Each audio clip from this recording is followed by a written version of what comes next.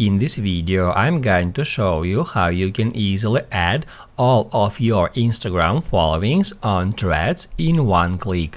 Be sure to watch the video to the very end so you don't make any mistakes, and of course do not forget to like this video and subscribe to my channel. Thanks guys!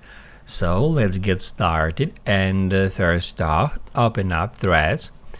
After that, go to your profile and then tap right here where you can find the number of your followings or followers, just like that, and then switch to following.